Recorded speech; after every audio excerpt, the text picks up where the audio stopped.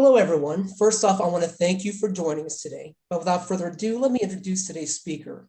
Becky Sanders is the Senior Director, Indiana Rural Health Association, and the Program Director, the Upper Midwest Telehealth Resource Center. Everyone, Becky Sanders.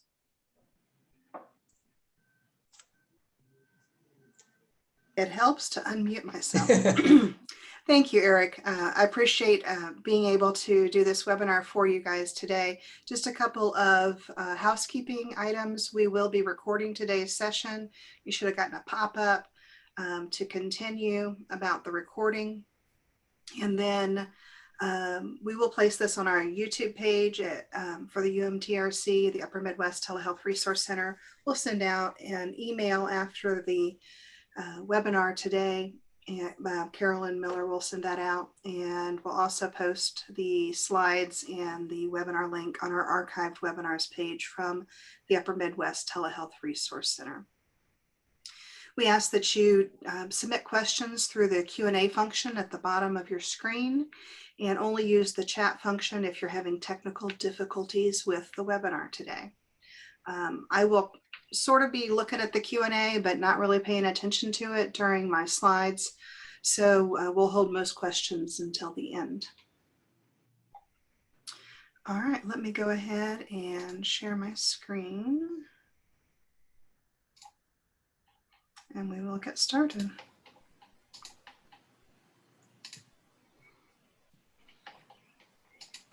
All right. So as Eric said, my name is Becky Sanders. I am one of the senior directors at the Indiana Rural Health Association and the program director of the Upper Midwest Telehealth Resource Center. So today we're going to talk about how telehealth evolved prior to COVID and what's going on during COVID, and with the public health emergency, and many different states are sunsetting their public health emergencies. And what's the future look like? And then we'll stop for questions. So there's many different sites that talk about how telehealth evolved or telemedicine evolved. And I pulled some information from these two websites. And, really you can go back and say that smoke signals, 500 years BC, was the first way for distance communication to work between different communities. But fast forwarding to the more recent times, the 1840s, with the invention of the telegraph, we're sending messages, great lengths, great distances via electronic transmission, and the telephone shortly, 3 decades later, came into use, and there was a lot of information sent via telephone, mostly in urban areas, as the telephone started to gain popularity, and a lot of phone lines weren't run out into rural areas until much later. In 1906, the electrocardiogram was invented, so the first time that the human heart was kind of graphed out on paper in the way that it works. And then there's a magazine called Radio News, and they did an article in 1925 about using the radio to diagnose a patient. And in the 20s, the 1920s, radios were used, or radio signals and frequencies were used between ships at sea to help diagnose and treat medical issues. And then teleradiology became a thing in the 1950s. Psychiatric consults followed in the late 1950s and the early 1960s. And then in the late 50s and early 60s, also, we started to see clinical specialists like cardiologists and neurologists using the early form of telemedicine to treat patients in the emergency room or emergency department from a distance. And then dermatology really took hold as an asynchronous or one-way transmission of information in the 1990s. Sorry, I thought I got rid of that. All right. So, and then the internet. Well, and then so in addition to all of that, After the dermatology in the 1990s, then there was the funding by the United States federal government for several projects in really looking as part of NASA and using the communication that NASA used to send man to the moon to start looking at rural populations around the country. And then the internet was born in 1983. So some of those things that I've mentioned are you see on this page. Here's the radio news picture, 500 BC, and then the internet being born. There were several people here in the Midwest, Dr. Rashid Bouchard from Michigan, Charles Dorn from Ohio, have been very, very, very much a part of the history of telehealth and telemedicine here in the Midwest. And you can see the American Telemedicine Association was founded in 1993. And as we look at this timeline coming up to COVID, so many innovations in technology, but it was really not until 2002 that the telehealth was actually established and reimbursed as a service under Medicare. So with Medicare services and starting to look at policy for the reimbursement of telehealth, really most of that has happened within the last 20 years. So I listed here the first act that was introduced by Congress at the federal level to change the reimbursement for telehealth from a Medicare perspective was the CONNECT Act. And they began meeting about that act in 2014, different stakeholders around the country. They actually introduced it as a bill in 2016. And a lot of this was, as Medicare had first started reimbursing for telehealth, they looked at HPSAs or health professional shortage areas and thinking about it as a hub and spoke, where the provider was at the hub in a more urban area and that the beneficiaries were still in clinical settings, but at more rural areas. And this designation or this condition of payment with HPSAs has continued up until the COVID-19 public health emergency and the many waivers that we've seen over the last 18 months or so. So you see that CONNECT Act was introduced in 2016, and it's been introduced again in 2019 as part of the COVID Relief Act. It's been reintroduced again more recently, but it still hasn't passed. I don't have a crystal ball. I wish I did. I think if there's any time in history, especially here in the United States, that this is the time that things will pass as the public health emergencies start to sunset around the country. Now, from a Medicaid perspective, it's trickled in over the years. It kind of started with the umbrella of Medicare beneficiaries and recipients and providers getting reimbursed for telehealth and telemedicine. And then the state Medicaid program started to come along. But it wasn't until 2019, in the spring of 2019, that all 50 states in our United States started reimbursing as a state Medicaid policy for some type of telehealth or telemedicine. And I do use those terms interchangeably. Telehealth is really the broader overarching field of providing healthcare with some type of digital technology. And then telemedicine is that clinical billable encounter between a patient and a provider when they're at a distance. And so after state Medicaid programs started paying for telehealth services, then the commercial payers followed suit. As of February of this year, 43 states and the District of Columbia did have some type of telehealth coverage parity rule. And a parity rule is either a parity rule for coverage or a parity rule for reimbursement, or both. Most states, 43, do have a coverage parity rule, which states that, which says that if, and Anthem's my insurance company, so I'll pick on Anthem. Anthem, if they reimburse for a service when it's provided in person, then they must also provide reimbursement for that service when it happens via telehealth. Now, it doesn't say they have to cover it, the law in Indiana anyway, it doesn't say they have to cover it at the same rate, but in general, they usually do.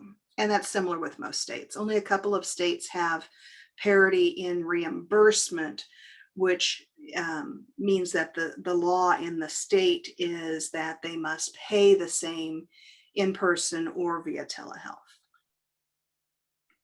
So that's kind of been the evolution of telemedicine. The Upper Midwest Telehealth Resource Center has been around since 2011. I've been the program director since 2012. And early on, I really felt like we were this cheerleader in the middle of Lake Michigan in this rowboat, and we weren't getting very much attention. We'd talk to people about telehealth and they'd say, oh yeah, that's not going to ever be a thing. Well, guess what? We had a global pandemic and everybody wanted to know about telehealth and incorporating digital peripherals and virtual care visits into their operational framework. So now it's kind of like we're this big cruise ship. You know, we've had this information. We've as a telehealth resource center, we were in a very good position at the beginning of COVID because we had the resources that we could help individuals and organizations to implement virtual care in their organizations. So that kind of brings us up to the point of COVID. And as we talk about the present, and I'm talking about, you know, the past 15 months where we've had COVID and the public health emergencies, both at the state and federal level. So we all know that the pandemic has changed the way we live our lives. Many healthcare organizations and individual practitioners and providers have changed the way they look at the delivery of healthcare. Early on, many states were locked down in the spring of last year, and virtual care was the only way we could reach our patients. Many consumers during this time have also come to realize that they can do many things from home, and you know, especially in shopping online and ordering food from restaurants, receiving entertainment via different subscriptions to you know, Netflix or Hulu or, you know, whatever it happens to be. All of those things have changed and changed our society in the last 15 to 18 months. So, you know, many more of us have started doing our banking online, our shopping online, sometimes even our dining online, you know, through Uber Eats or DoorDash or, you know, some other type of delivery service, our entertainment, our worship services, and our healthcare. It's just changed everything in our lives. So just to provide a little bit of perspective, I said that the Upper Midwest Telehealth Resource Center has been around since 2012 or 2011. We have used the same tracking mechanisms since 2017. So statistically, we can really only go back to 2017 to do a comparison of what we call our technical assistance reports. So in 2017, we had an increase of 90 over the previous year, where we had 175 technical assistance reports or requests. And so a technical assistance request is someone either calling our 800 number, emailing us, coming through our website or the National Consortium of Telehealth Resource Center website to reach out and ask a question, something, you know, it could be policy related, it could be reimbursement related, it could be about technology, anything to do with telehealth. And as you can see, these numbers increased exponentially over the years. And as you start to look at the 2020 numbers, you can see the huge increase in 2020 as far as technical assistance requests. Now, this is one of the cool reports that we've been able to produce from our tracking database, and it really shows that huge spike in late March and early April of last year during the pandemic with our technical assistance requests. You can also see a similar spike in our outreach participants. So today is considered an outreach event for us, and we track that. And then also on our website visits, you can see here. So prior to COVID, 891 hits in February of 2020. But even now, our website hits are much higher now than they were prior to COVID. You can see the different types of organizations that have reached out to us, providers from hospitals or outpatient care units, healthcare associations, academic research organizations, and then individual providers and services. Mostly you can see that the vast majority of our requests come in via email, and our answers go out via email as well, because we're often linking to resources on our website or other locations on the web. From a national perspective, again, there's 14 telehealth resource centers around the country, and we all use the same tracking database. So we're able to produce these reports. You can see that the Northeast, there again, at the beginning of the pandemic, had the highest percentage of telehealth or telemedicine visits per week. And also that here you see nationally the total recipients for telehealth assistance requests. You can see that huge spike here in the late March, early April timeframe. So we talked about Medicare being the first organization that reimbursed for telehealth. And they did many things early on in the pandemic that really set the tone for the state Medicaid departments and for private or commercial payers like Anthem, Blue Cross, Aetna, United, whoever else. So this slide is really busy. I don't want to spend a lot of time on it, but I just want to make sure that you're aware of all of the regulatory and policy-making legislation that came down a little over a year ago when we talk about COVID-19 and what it has done, and how telehealth is really kind of the silver lining of COVID. So there were about 80 new CPT codes or that were added, including some audio only, that they were already part of the CPT code list, but they were introduced and are now part of the list of telehealth codes that are available to be billed and reimbursed by Medicare for providing service to a patient at a distance. Some of the biggest changes were in those conditions of payment that Medicare has had. So the elimination of geographic barriers, so patients could be seen from home and didn't have to be at a rural clinical setting. Removing that rurality bound barrier so that Medicare beneficiary patients in urban areas could also be seen and their services reimbursed from Medicare. We saw huge increases in the number of telehealth claim lines for Medicare over COVID. And I truly believe that many of those beneficiaries came from urban areas who were never able to participate in telehealth events prior to COVID. We also saw last spring the expansion of provider roles. So for the very first time, occupational therapists, physical therapists, and speech language pathologists could deliver services via telehealth. And there were also many other waivers regarding supervision, the frequency of visits in skilled nursing facilities via telehealth, and inpatient settings as well. Every year, the CMS, Centers for Medicaid and Medicare, put out a proposed physician fee schedule, which contains their ideas that they have received from individuals and organizations around the country about what the fee schedule should be for the following calendar year. And in August, well, in late July of 2020, this happened again, as it normally does each year.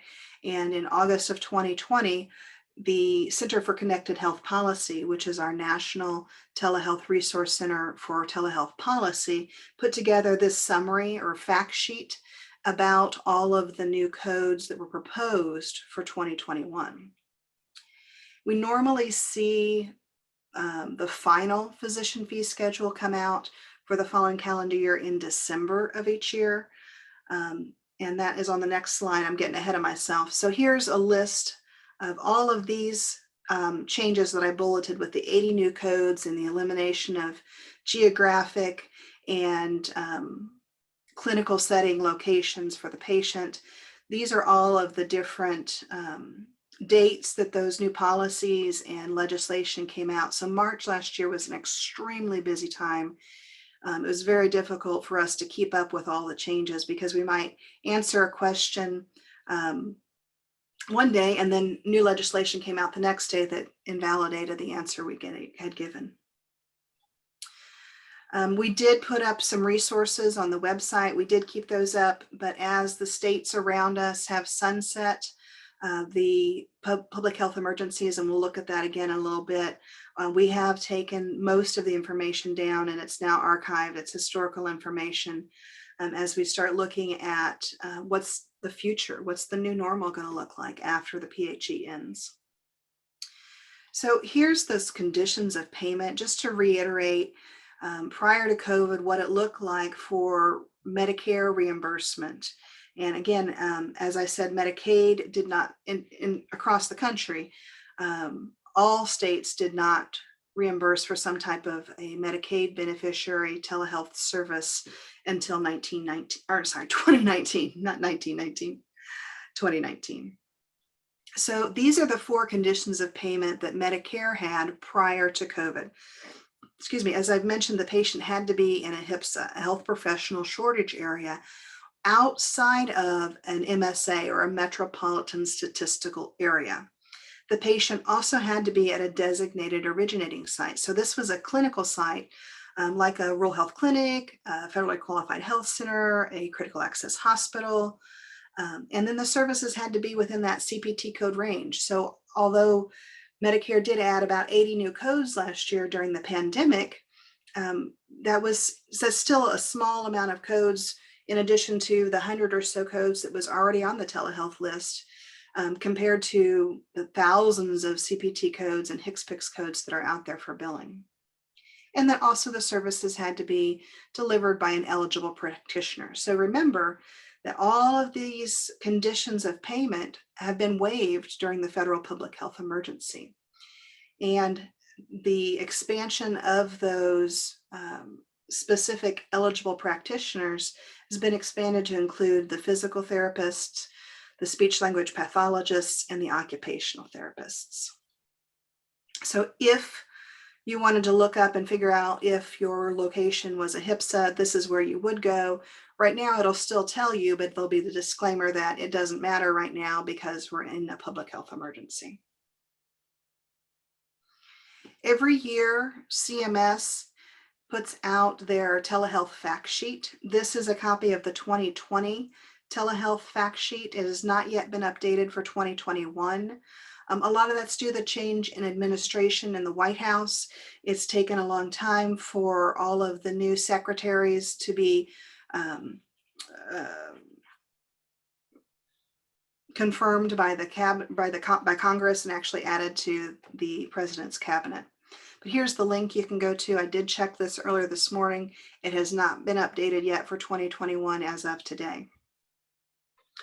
But here's an example, the list of telehealth service codes that are on that list and their different service descriptions. For the most part, any E&M service is going to be on this list. And just real quickly, I want to talk about how telehealth billing works if you're not familiar with it. The patient site is often in different policy documents. You might be looking at a federal document or a state document or a local document. They may be referred to as the rural site, the originating site, or the spoke site. They're talking about the patient site. Where's the patient physically at during the telehealth visit? And then for the provider side, it could be the urban site, the distant site, or the hub site, but they all mean the provider's location. So if the patient is at a clinical site, then you can bill this Part B facility fee.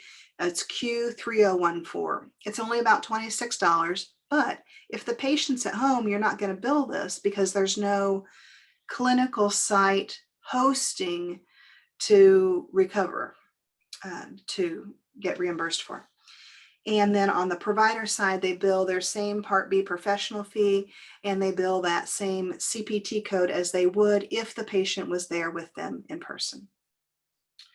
So I know that the 2020 telehealth fact sheet came out on March 17th of last year because it's part of the links here. We were already into the pandemic when this came out, and it links to the CMS website where there's tons of fact sheets and frequently asked questions that are still available out there. So I did go through a document, and I forgot to put the link in here, but I got this document from CTEL, and they are a national organization that is very involved in policy issues for telehealth and telemedicine reimbursement, also licensing compacts and that type of thing. So before I send these slides to Carolyn, I'll get that source here. So I started taking a look at what's happening across the country with the state Medicaid programs and the state public health emergencies. As you can see, and I didn't put the year on here, but this is March of 2021. Wisconsin was the first state to let their public health emergency sunset. In April, Alaska and North Dakota's state public health emergency sunset. In May, Arkansas and Oklahoma. And we see many states, I believe there's 12 on each of these lists for June and July. So the states, they're in red text, and I know that makes it a little bit hard to read. Those truly have expired. The yellow dates are dates that are still coming in the month of July. So they could expire, they're set to expire, but there still could be a renewal of them. For most states, we're doing 30 days at a time. Illinois happens to be set for 7/24 right now. Indiana happens to be set for 7/31. Iowa, on the other side of Illinois, is set for later this month as well. And Michigan expired last month, Ohio last month. And then we still have some states that these are set to expire. There's 3 that are set to expire in August. Again, they could be renewed. We won't know until closer to time. And then we do have about 8 states, 1, 2, 3, 4, 5, 6, 9 states that have active public health emergencies with no forecasted sunset date. So as we do start to see things opening up around the country, things are changing in the Medicaid state. So I took all 4 states that we cover here in the Upper Midwest Telehealth Resource Center, and I've linked them to our reimbursement documents that we have on our Upper Midwest Telehealth Resource Center page. These have all been updated, as you can see, within the last 30 days or so. As the public health emergencies are sunsetting, what are the new rules in place? And I'm happy to state that I'm happy to say that each state on our UMTRC region has allowed the originating site, the patient, to be anywhere, and for the most part, the provider to be anywhere after the sunset of the state public health emergency. So many things are very similar to what we've been used to in the last year or so during the public health emergency. And I'm very happy to, and any of our staff can help if you contact us about digging into details for each individual state. This is a document that we updated recently, because when you get into the reimbursement for telehealth and the billing modifiers, they've changed into COVID, and as the public health emergencies are starting to go away at the state level. So you can see here some of these acronyms that I've been talking about. CPT is current procedural terminology. We talk about the place of service having a different modifier on it when you're doing the billing. The GT used to be the modifier that all payers would use, and that's starting to change. We see more now doing, 95, or GO for acute stroke, or GQ for asynchronous. And then there's specific modifiers for CMS, which is Medicare, and then for Illinois and Ohio, and Michigan, or I'm sorry, Illinois and Michigan use the same GT and POS02. Ohio wants the GT and the POS code. Indiana wants the procedure code and the POS02 field, and sometimes the modifier 95, and the GT is optional. So those are some of the nitty-gritty details that we wanted to put into this. And before I send the slides out, I will also get the URL link for this. This is available on our website as well. All right, so let's talk about, I spent a lot of time talking about Medicaid because that is really down in the weeds, in the nitty gritty, and it's different for every single state. But looking back at the federal level, what's going on at the federal level with the public health emergency? So what we know is that Xavier Becerra was confirmed by Congress as the Secretary of Health and Human Services on March 18th of this year. In April, he extended the federal public health emergency another 90 days. So technically it's set to expire July 15th, which is later on this week.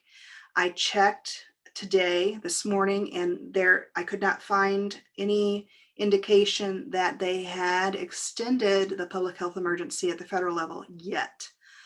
But other information that we'll look at here, they did say that CMS would provide 60 days notice prior to sunsetting or ending the public health emergency. So since we're, like 2 days away, I feel pretty confident they are going to extend the federal public health emergency for Medicare and CMS at least another 90 days. So that'll push us into October.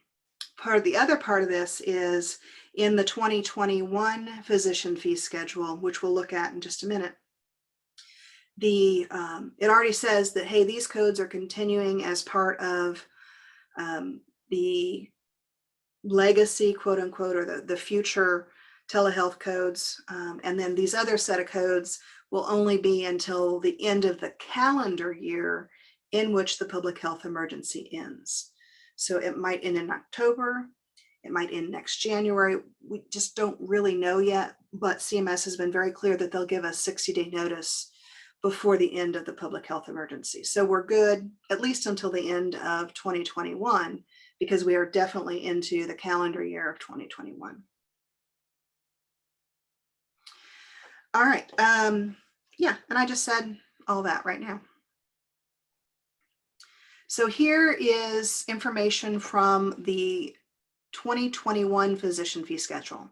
And a lot of this I already talked about. So here's the list of about 60 codes that were added to the Medicare Telehealth services list for the public health emergency. And these will continue at least until the end of 2021. So you see group psychotherapy, a lot of behavioral health, home visits, planning, care planning, prolonged services. And then these are the 60 that are the permanent, I'm sorry, I said that wrong. These 60 codes are the permanent additions. So of the 80 codes added last spring, 60 of them have been permanently added to the Medicare Telehealth list.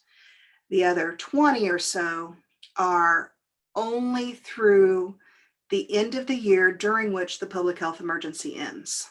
But these are, if you took a detailed look at these, let's look at home visits, established patients, 99349 through 99350.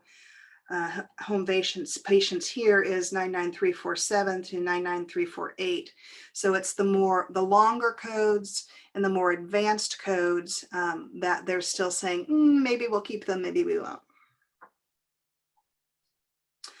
There's been a lot of talk at the federal level about audio-only codes. And at the state level, I can reassure you that most states around the country, when they've done permanent law changes, like we've seen in Illinois and Michigan and Indiana and Ohio, those have included audio-only codes. And I mentioned already, they have continued to allow the patients to be at home during those telehealth visits or those virtual care sessions. At the federal level, we still don't know for sure. We know we're good at least until the end of 2021. But at the federal level, there's several different bills like the Connect Act that has been reintroduced, and other bills that are in discussion. And until one of those bills passes, we really don't know. And then again, it's also based on the public health emergency. So in the Trump administration, prior to the current Biden administration, then Secretary Alex Azar said that CMS was committed to continuing to explore ways to deliver access to health care that makes sense for the doctor and the patient. And we've heard very similar things from the Biden administration as they've been going through their transition. As our National Policy Center, again, CCHP put together a fact sheet in December of 2020. So that's much easier to read than the Federal Register in 3 columns. So that is available on their website as well, to look through all of the 2020 changes in the CMS Medicare physician fee schedule. Something else that I just wanted to mention, and especially you see, more and more of these dates here as we come up to the start of COVID in 2020, is the integration between electronic medical records and telehealth platforms. So Epic was the front runner with this. Many large health systems in the Midwest use Epic.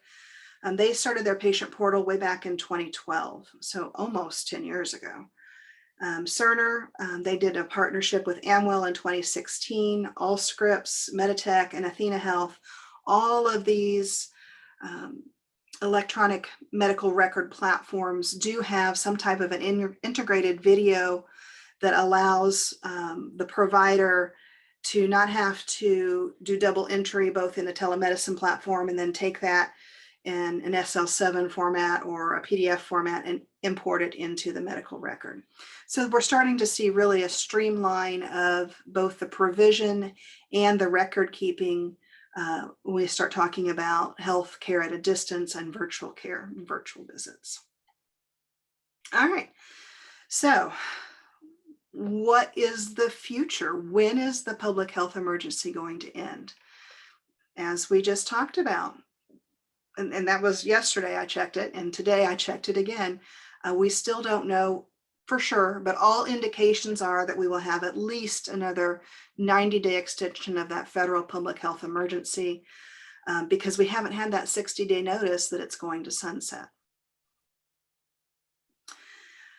So when you see patients from home, we can talk about all of the consent and documentation and privacy and distractions, how you can take vital signs from your patients at home. And it's really going to be an individual decision at your organizational level or at your practitioner level, if you're going to continue to see patients virtually or if you're going to bring them back into an inpatient setting. And I'm hoping that's something that we can talk about as we start to wrap up for today. I did include some DEA changes and links there about prescribing via telehealth, just because I think that's very important, especially in the area of behavioral health, where you might have controlled substances to prescribe via telehealth. And just something that just to keep in mind, if you haven't been using virtual care during the pandemic, just some kind of common sense things to think about having a professional background and appearing on video in a professional manner and being respectful of both the patient and the provider, trying to reduce distractions, having adequate lighting, all of the things that go into providing a professional appearance on video. I have spoken over the last year to several groups that were extremely concerned about providing physical exams virtually. And so I kept this in because when you think about the patient at home, what are some of the vital signs when you think about primary care or any clinical visit? You're going to take the patient's weight, their blood pressure, their temperature.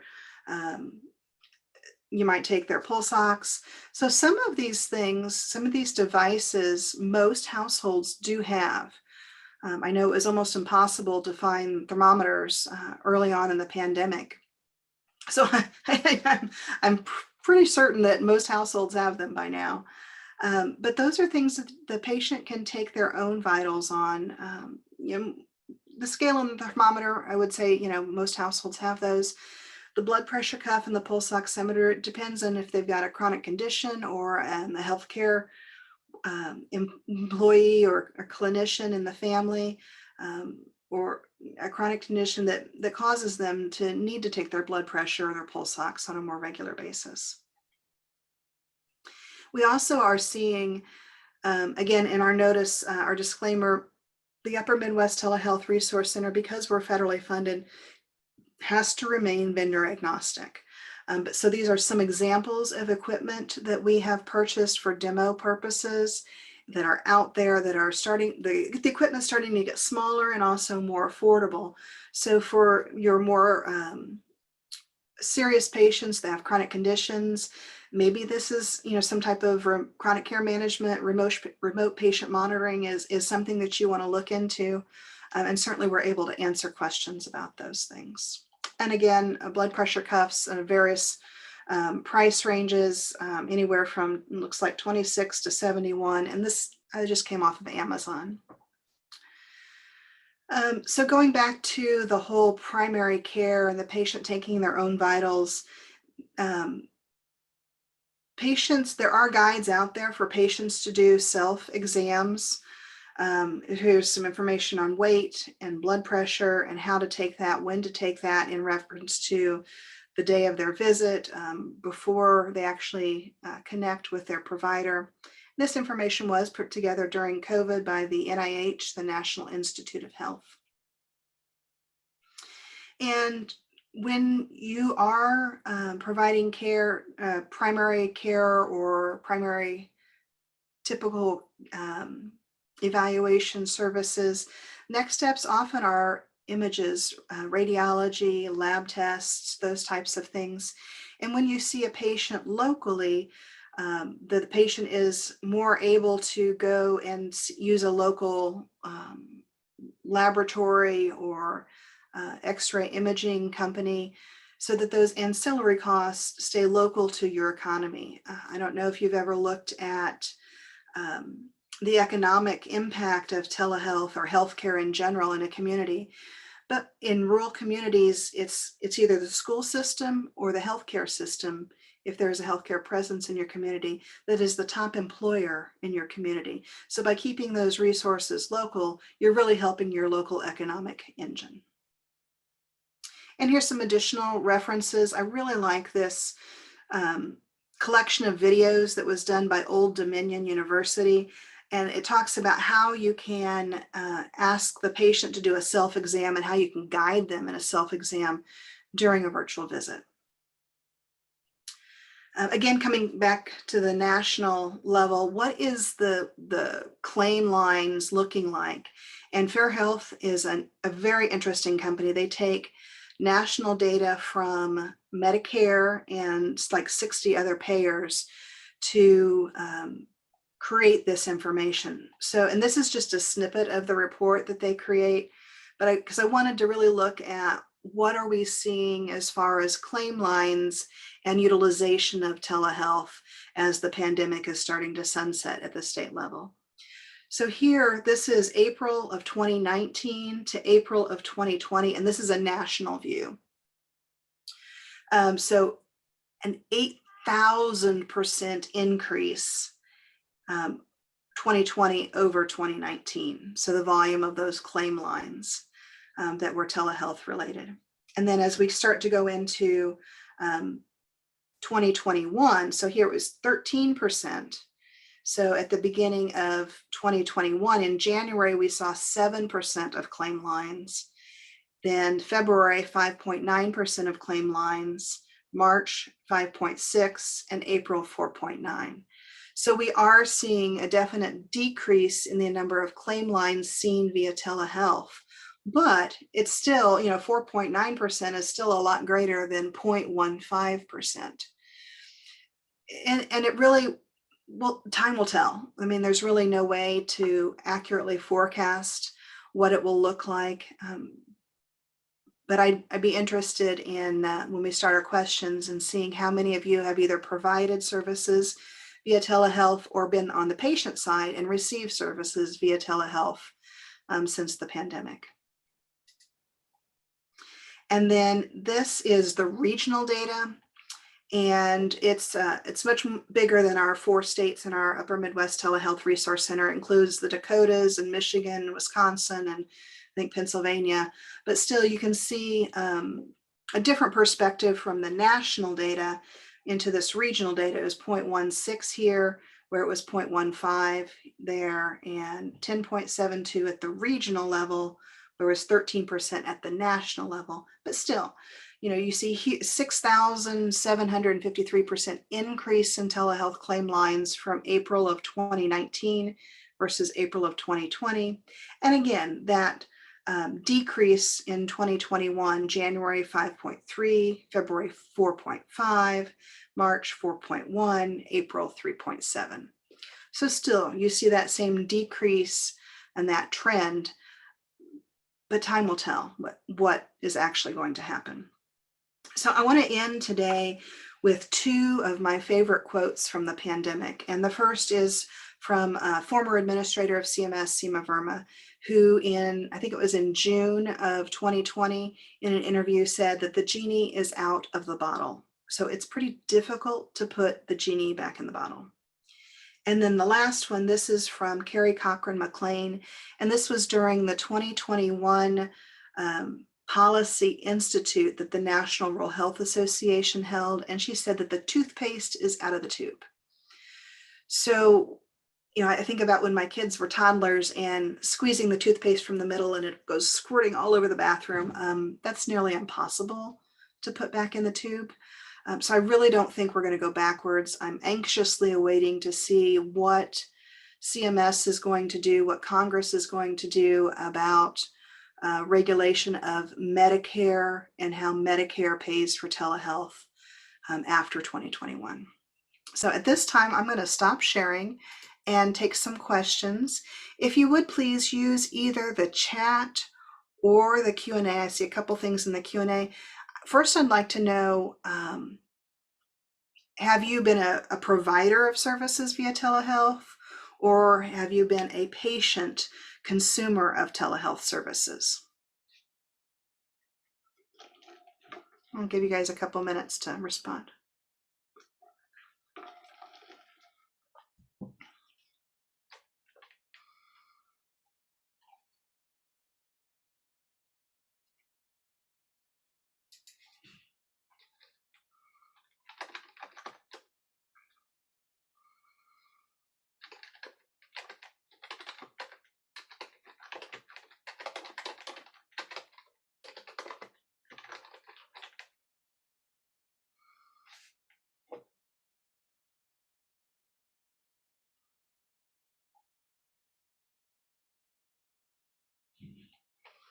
All right.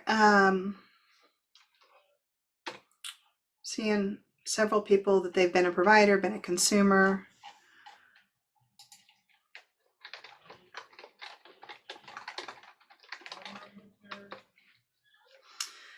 All right. So first question here, for a provider that wants to be able to provide remote monitoring equipment to patients, are there recommendations for partnerships that might subsidize at least a portion of the cost of the equipment? Maybe insurance companies. That is a great question, and it comes up every once in a while. Every insurance company is a little bit different. Certainly you could go and ask them if you've got a good contact with your with different insurance providers.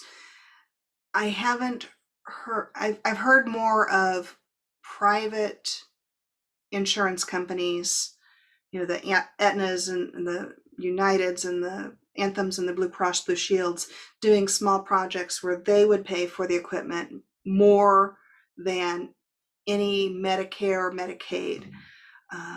But it's a great question.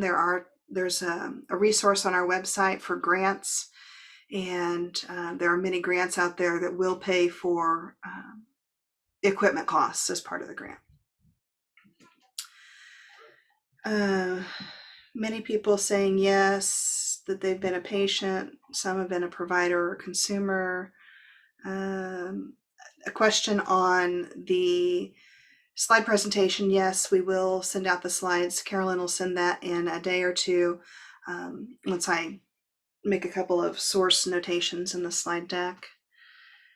Are there any guides or tip sheets for patients on setting expectations? That is a great question. I'm going to put a couple of things into the chat that you guys can use as far as tip sheets. Take a look at our website. There's a whole toolkit of resources, and there's specific resources for patients to set expectations, for providers, swim lane diagrams, and other resources I think you'd find very helpful. All right, what additional, oh, here's another, oh, no, I answered that one.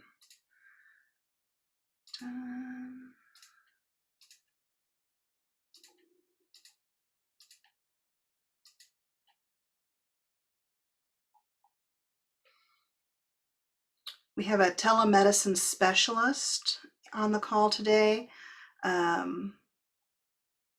They work to get, so this person's not been a provider or a patient, but in her work, works to get them connected, ensure regulations are being followed. Looking forward to hopefully permanent expansions.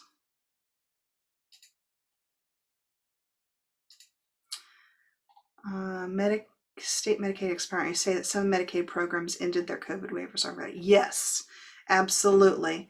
So if I go back to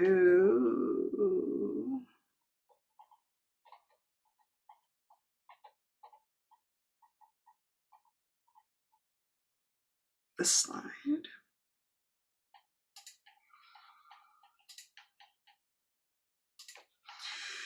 So back on this slide, so all of these states that are listed in red type font have ended their Medicaid programs, have ended their COVID waivers already. Yes.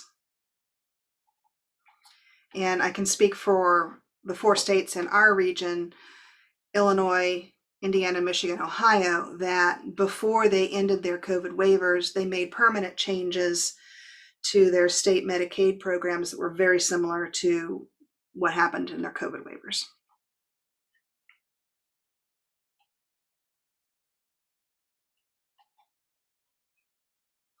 We've got someone who's focusing on developing a virtual slide scanning digital microscope in the $1,000 range. One of the other things I didn't mention, and I'll put together a list of resources for, let me write myself a note here, for Carolyn to send out once we get the slides posted and everything. Sources on slides.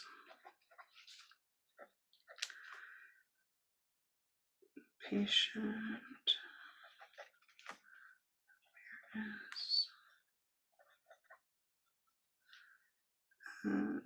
There is a new program as far as the cost of equipment. Made me think about the federal emergency broadband benefit program that I did not think to include in my slides. But this program is part of the Federal Communications Commission, and it's like a Lifeline on steroids, if you've ever heard of the Federal Lifeline program. And prior to COVID, the Lifeline program was a program for individuals that had some type of federal assistance. If they were on SNAP or WIC or Social Security even, they would qualify for this program, and they would get a $9.25 credit on their monthly local or their telephone bill, either a landline or a cellular bill, or their internet service. The emergency broadband benefit program that started in May of this year bumps that $9.25 up to $50 a month credit. Now, it can only be for one member of the household, like if it's on a cell phone line. But there's another piece of it that is for equipment. So a tablet or a computer, and vendors or technology equipment vendors that participate in the program have to have a device that's a retail price of $100, and then the consumer can buy it for $10 on the program, and then the federal program reimburses the technology vendor $90 towards that.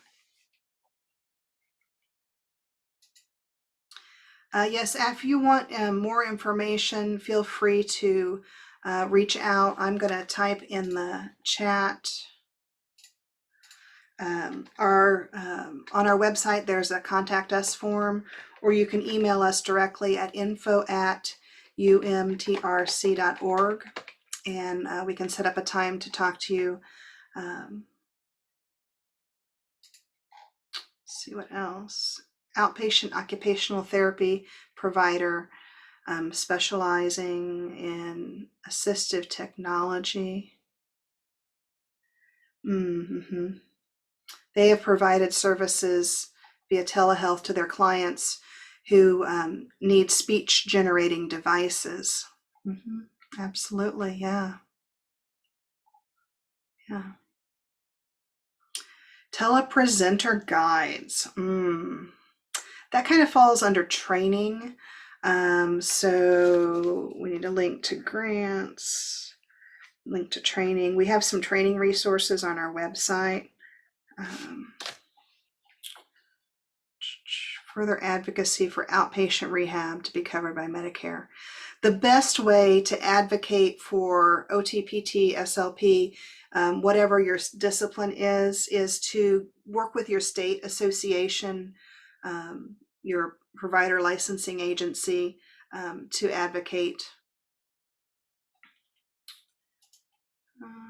Let's see. List of live national level speakers. Provide clinical guiding. Yes. I will include that.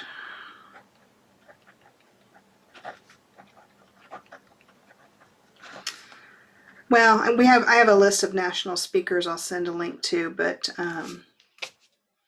they're not all clinically trained. But I know you, Julie, and you can reach out to me individual. We'll talk. All right, I think that might be all the questions.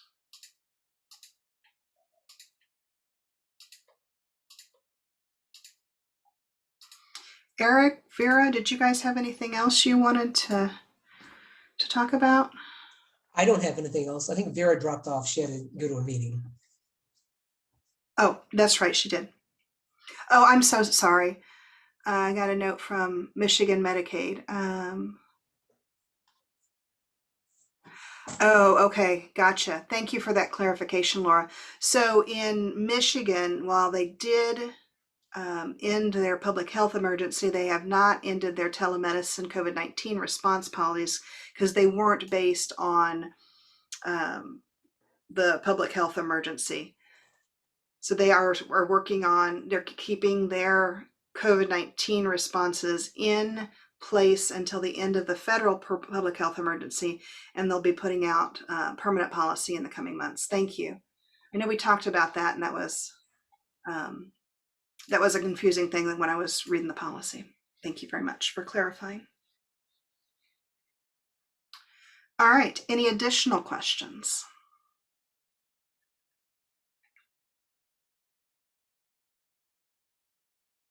All right, well, thank you so much for participating today, and We will get you additional information as well as links to the slides and recordings in the next week or so. Have a great day. Oh, before you leave, Carolyn, please put the link to the chat, or to the survey in the chat. And if you guys take just a minute or two to fill out our quick survey link, we would appreciate your feedback on today's presentation.